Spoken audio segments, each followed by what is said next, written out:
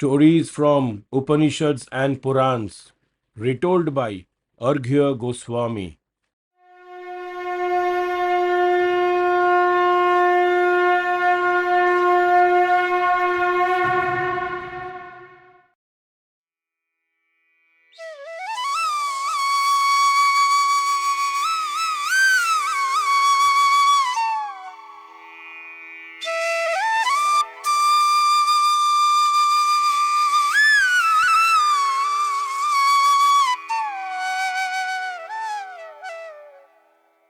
Welcome, friends, seekers, and curious minds. Today, we are diving deep into the mystical world of Rishi Jaimini's quest, unraveling the hidden secrets behind Bharata and the divine mysteries of Markandeya Purana. Remember my last podcast? It was the story of four birds, a journey that set the stage for today's adventure. We saw how Rishi Jaimini, driven by curiosity, sought answers from the great sage Markandeya about some of the most profound questions from Bharata, and the sage Markandeya redirected him to the four birds who had Vedic knowledge and could speak in a human voice. But the story doesn't end there. Today, we are venturing further, following the trail to the Vindhya mountains into the secret cavern where four wise birds reside: Pingaksha, Vibhoda, Supatra, and Sumukha. Prepare to be captivated as we uncover ancient secrets hidden in the stories of gods, kings, and sages that reveal the divine dance of creation, preservation, and destruction. Deep into the story, you will find the fascinating explanation of four forms of Vishnu and their astonishing significance. Did you know the story of Balarama's pilgrimage and hardships of Raja Harishchandra and origins of Pandavas all weave together to show us what divine justice and karma truly mean? So, are you ready? Let's journey into the realms of divine knowledge, mystical symbolism, and timeless truth. Press play, sit back, and let this epic saga unfold. Don't forget, like, subscribe, and hit that bell icon so that you never miss a story that can elevate your spiritual journey. Also, friends, please stay tuned for the next episode. We will explore how Raja Harishchandra's story of truth, sacrifice, and hardship continues to inspire generations. Are you excited? Then let's begin the divine adventure.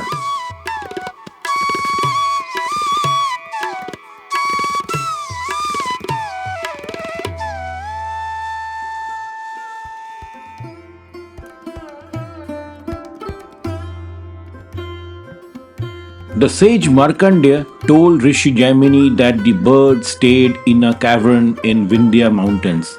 Rishi Jaimini packed up, braved the wild, and journeyed to the caves of Vindhya mountains where the birds resided. Finally, after a long search, he managed to find the cavern. As he arrived, he heard something beautiful. Vedic chants being recited with such purity that he thought, surely Saraswati herself speaks through these voices. He entered the cavern and saw them, four birds perched on a slab of stone reciting slokas from a palm leaf manuscript. Overwhelmed, Jaimini bowed and said, O wise ones, I am Jaimini, disciple of sage Vedavyasa. I know your past lives, your wisdom, and your devotion. I have come seeking answers. On hearing this, the birds honored Jaimini with Padya, that is the water for washing feet, and Arghya, that is gift given to a guest. By the way, my name is also Arghya, and what a coincidence. Asking about his welfare, these birds did not just welcome him, they fanned him with their wings to soothe his journey's fatigue. Then the birds said something beautiful. Our father's curse burns our bodies, but your presence is like cool, healing water. Your visit is like the company of gods. What a blessing! Our birth has been successful today.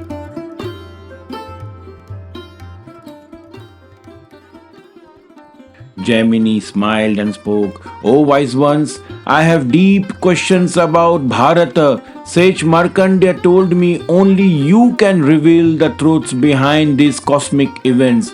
So please enlighten me. The birds nodded. We shall answer if the knowledge lies within us. Excited, Rishi Jaimini asked his questions.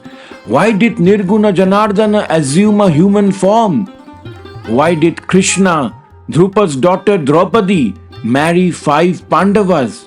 Why did immensely powerful plow-wielding Balaram kill a Brahmin, Suta Lomaharshana, and go to a Tirtha? And why did all 5 sons of Draupadi get murdered even when 5 Pandavas possessing superhuman strength were present? The birds patiently listened to the question and started answering them one by one.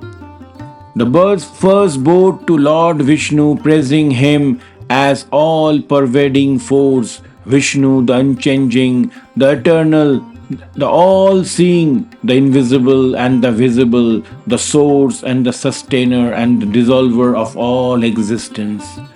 They said, He is the one who existed in 4 forms, one who possesses 3 gunas and also devoid of any gunas.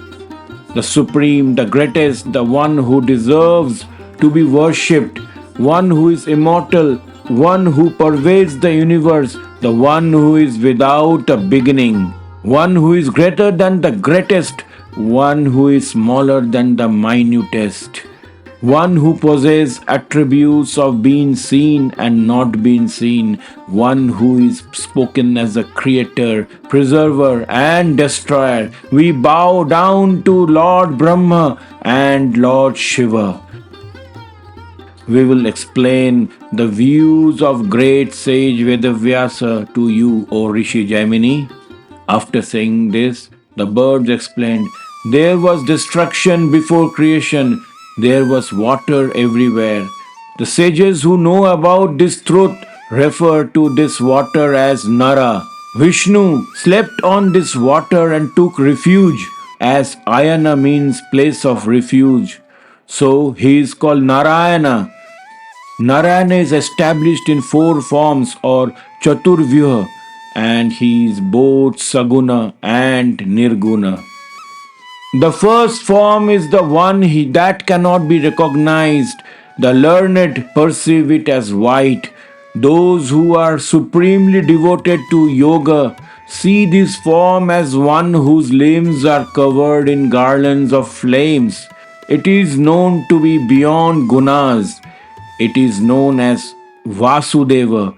It can be seen when one is devoid of any sense of ego. Its form and complexion are not real but fashioned out of one's imagination. Its existence is always pure, established in an extremely sacred way. Friends, just to add up here, Vasudeva is the original form of Vishnu as he embodies the essence of divinity and is often associated with the concept of pure consciousness and ultimate reality, that is Brahman. This form is worshipped in many traditions and signifies the principle of unity in divinity. The second form of Vishnu is Samkarshana, or form of Adi Ananta Shesha, which holds up the earth on his hood from below. It is said that it is characterized by tamas, or darkness of ignorance. Friends, again, just to add up here, Samkarshana represents the power of creation, stability, and balance of the entire cosmos. This aspect of Vishnu is often associated with the maintenance of the universe and is believed to facilitate the connection between spiritual and material realms. The third form of Vishnu is Pradyumna and is devoted to nurturing and protection of subjects as and acts accordingly. It is said that this form is immersed in Sattva Guna. In this form, he always protects and establishes dharma on earth. He also slays asuras and destroyers of dharma and protects virtuous beings from adharma. O Rishi Jaimini, whenever there is a decline of dharma and adharma rises, he creates himself. He manifests and incarnates into different avatars such as Matsya, Kurma, Varaha, Narasimha, Vamana, Parashuram, Ram, and his latest one is Krishna in Mathura. Friends, again elaborating further on this, Pradyumna symbolizes the power of knowledge and love. He is considered the embodiment of desire and is associated with divine love, particularly in the context of relationship and cosmic balance. His character is highlighted as the importance of love as a force that drives creation. The fourth form of Vishnu is Aniruddha, who lies down in the water using Adi Ananta Shesha as couch. Using Rajas Guna, it always indulges in creation. This form is linked to the strength and capability to overcome obstacles.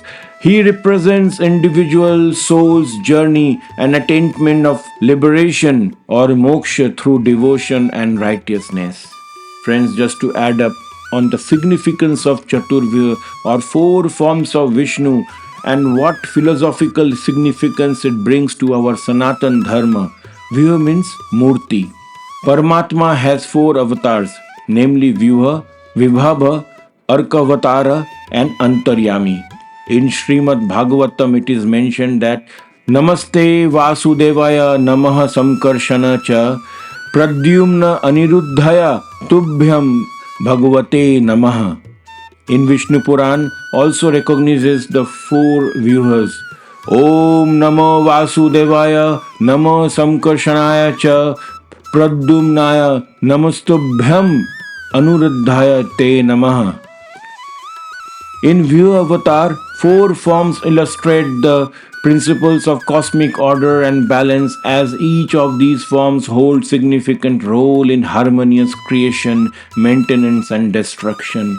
It also signifies unity in divinity where through these different forms and purposes but still it leads to one single divine reality, that is Brahman or Parabrahman or simply Paramatma. The Jiva is born from Paramatman. The mind is born from Jiva. The ego is born from the mind. In reality, the secret of four viewers has been indicated in Srimad Bhagavatam itself.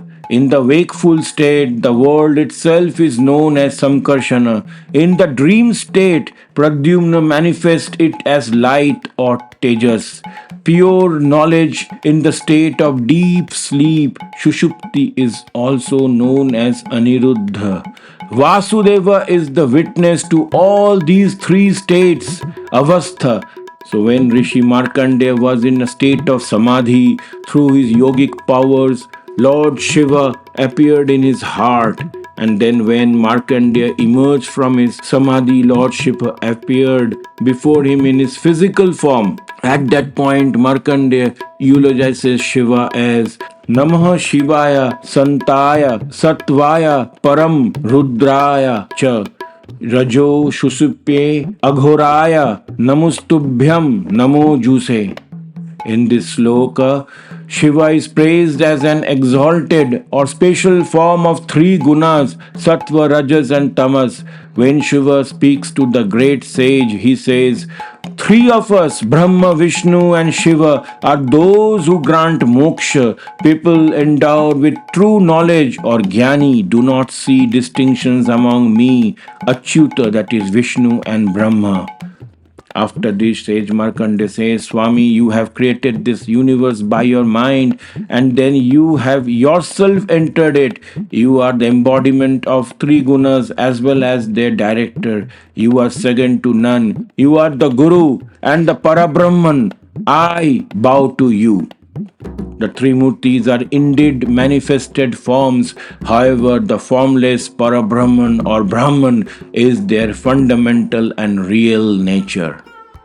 Now, coming back to my story, depending on his wishes, Vasudeva always assumes divine, human, or subhuman forms. This answers the question why Vasudeva assumed the human form. And now we will tell you about why Draupadi married 5 Pandavas. The birds continued, O Rishi, in earlier times, Indra killed Twashta's son Vishwarupa, who was the guardian of cows. Overwhelmed by the sin of killing a Brahmin, his energy was greatly depleted. Due to his wicked conduct, Indra's energy entered Dharma. Thus, Indra lost all his energy. On hearing the murder of his son, enraged Twashta tore off a lock of his hair and offered it as an oblation into the fire. A great Asura, Vitra, rose from the fire. He was gigantic with large teeth and complexion of collyrium, that is cobalt blue. Invigorated by Twashta's energy, Vitra was immensely strong. Indra realized that this Asura was meant for his destruction. Afflicted by fear, he dispatched the Saptarishis to bring about an alliance and truce between him and the mighty Asura. However, as cunning as always, he violated the truce and attacked Asura and killing him eventually. Killing Vitra in this unethical fashion was a sin, and it diminished Indra's strength. The strength from Indra's body went into Pavan, the god of wind. However, Indra's cunningness was still at large.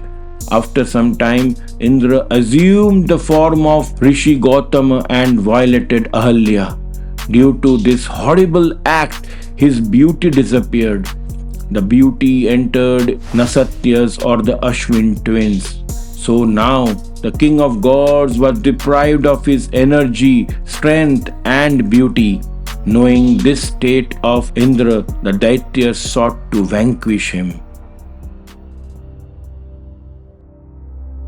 O Rishi, to defeat and kill Indra, extremely strong Daityas were born in the lineages of nobles and prominent kings. On one such occasion, the earth or Bhudevi suffered from this burden of Daityas taking birth on earth and went to the summit of Mount Meru where gods lived. She conveyed her suffering. She said, These Asuras with great energy and strength have taken birth in human form in the lineages of prominent kings. I am suffering due to this burden of this and sinking downwards. So, O gods, please act so that I can obtain peace. On hearing her plea, the gods descended from the heaven to earth in sake of ensuring welfare of subjects and removing earth's burden. They decided to take birth in human form. Using the energy released from Indra, Dharma was himself born through Kunti as energetic, righteous Yudhishthira. Using the strength from Indra, Pavan himself born to Kunti as the mighty Bhima.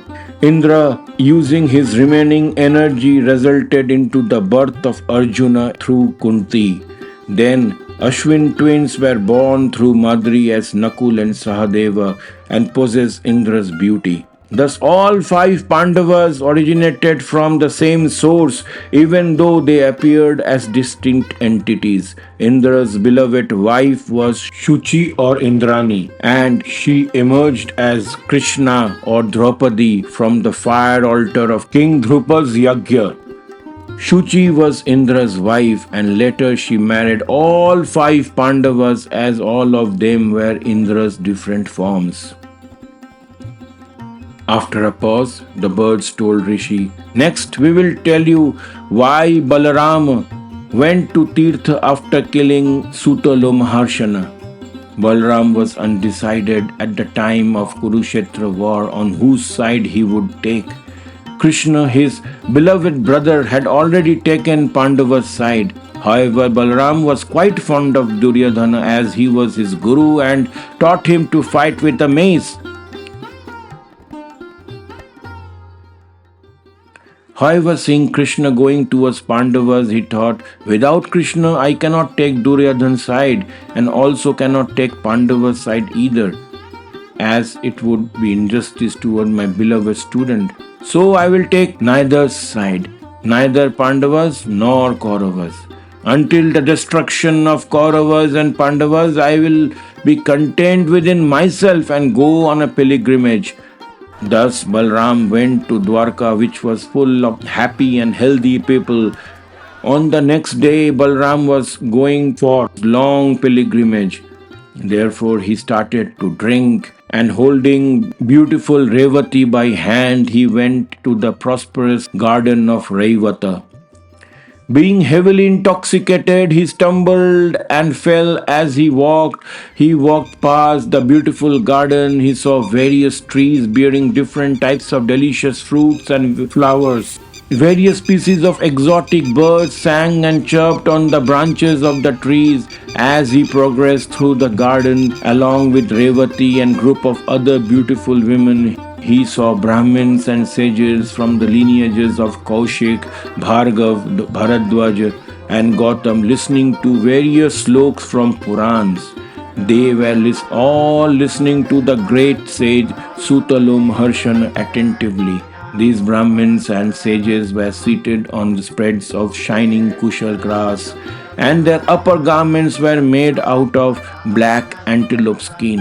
When they all saw Balaram entering the auspicious place, seeing him intoxicated and not in his complete senses, except the sage Suta Lomaharshana, all others arose and honored him. At this gesture, Balaram was highly offended and became extremely furious, and unable to control his rage, he killed Suta Lomaharshana with the tip of a blade of a kusha grass. After the death of Lomaharshana, all the Brahmins left the garden. Balarama realized his mistake and started repenting. He thought, I have committed a great sin as I have killed Suta, whose soul has departed from Brahmaloka. All other Brahmins and sages glanced at me in disgust and left me. There is an unpleasant smell of blood on my body. I have committed a great sin by killing a Brahmin. Shame on my intolerance, the drink, my pride, and my rashness. Overwhelmed by this, I have committed this great sin. As an atonement, I vow for 12 years and will speak about what I have done. Therefore, I will now start visiting Tirthas and immediately leave for Pratiloma Saraswati.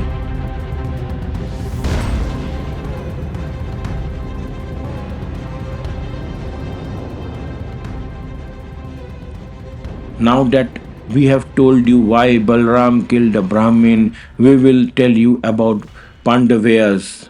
Friends, Pandavas means sons of Pandavas. The birds continued to tell the account. In earlier times in Treta Yuga, there was a royal king named Raja Harishchandra. He was the most righteous, truthful, protected his kingdom and this earth. His fame glittered across the earth. During his reign, there was no famine, drought, or disease. Everything happened as per the time. Everything was in order. There was no adharma, no unrighteousness anywhere.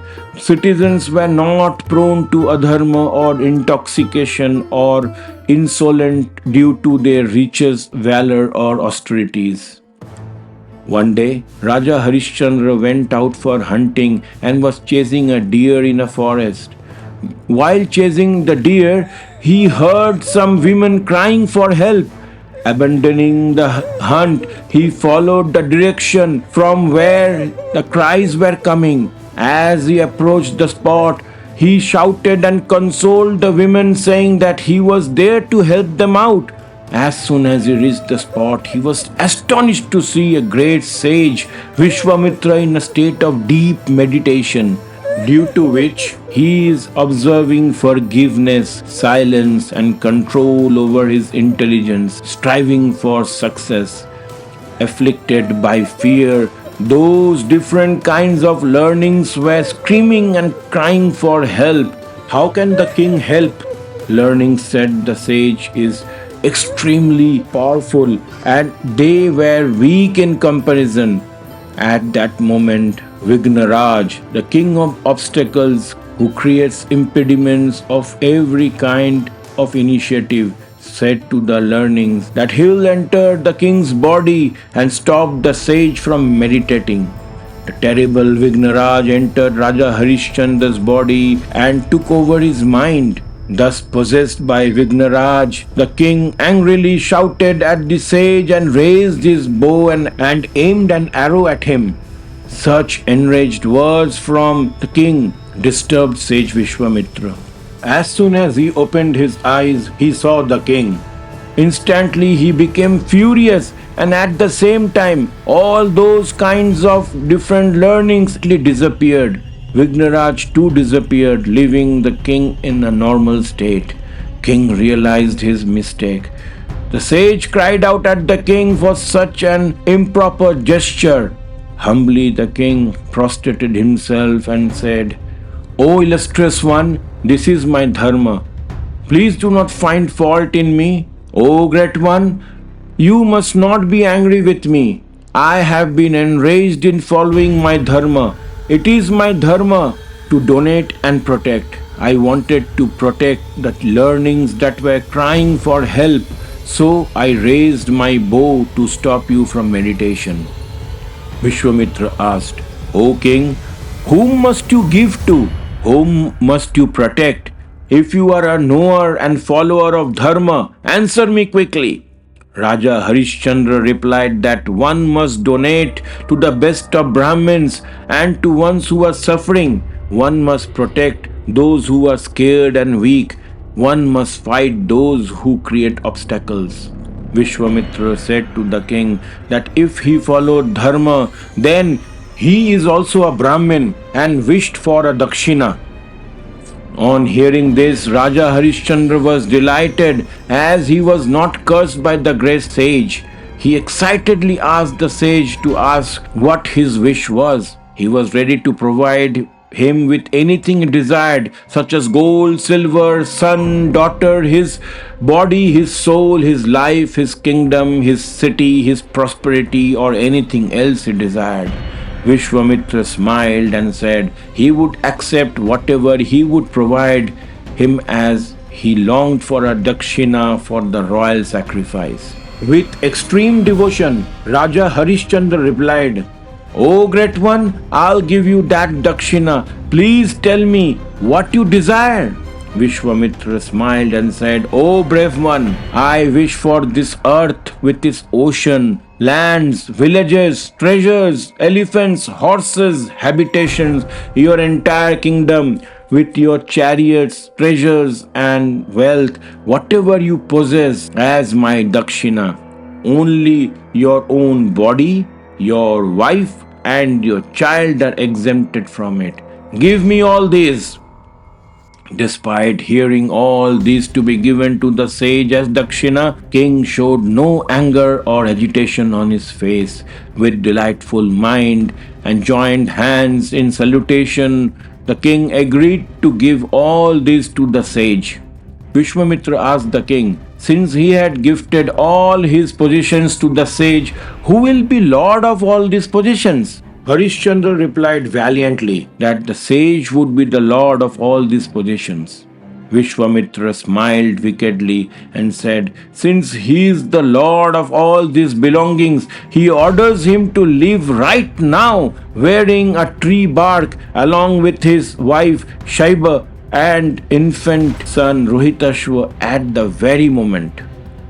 Harishchandra happily agreed to this condition and started his preparation to leave. As he was leaving, the sage obstructed them and said, without giving dakshina for the royal sacrifice, he could not leave. At this, Harishchandra said that he had already gifted him everything he possessed. Only his body, soul, his wife, and infant son remained with him. What else he can give him? Angry Vishwamitra said he must give him his dakshina at any cost, as pledge made to a Brahmin is not, if not fulfilled, leads to the path of destruction. With extreme politeness, Harishchandra bowed before the great sage and said he had nothing to be left to be given as dakshina as of now. However, in the next 1 month's time, he can arrange to give him his dakshina. After taking approval from the sage, he, along with his family, left. However, the citizens were unhappy and in distress. They obstructed them from living and abandoning them. Looking at the distress of citizens, Vishwamitra intervened and accused Harishchandra of being a cheat as he had already given the citizens to the sage. So, he had no right to stop and talk with them. On hearing this, Harishchandra left quickly along with his wife and son. During this moment, filled with compassion, five Vishwadevas said, how will this extremely wicked Vishwamitra easily obtain any world? He has uprooted the best among the kings who has sacrificed his kingdom to keep his word. Hearing this from five Vishwadevas, the sage became extremely angry and immediately cursed them. All of you will become humans. At this, scared, Vishwadevas asked for mercy from the great sage.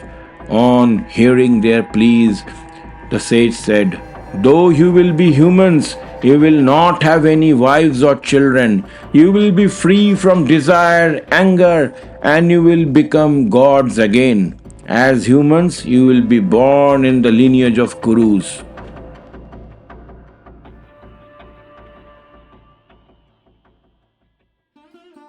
Saying this, the bird said, those were the five descendants of Pandu lineage who were born from Draupadi's womb. Due to this curse, these Pandavas did not have any wives or children and were murdered in their youth. After their death, as per the curse, they regained their godly form again. These were the answers to your questions, O Rishi Jaimini. So, friends, that was all about today's episode. In the next episode, I will narrate you the complete story of Raja Harishchandra and how he became a Chandal and the number of hardships his family had to suffer. I hope you are enjoying my podcast a lot. Please shower your love and blessings by liking the video, subscribing to my channel, Stories from Upanishads and Purans, and pressing that bell icon so that you will be notified as soon as a new content is uploaded. Additionally, this video will be available in podcast format in major podcast players. Until then,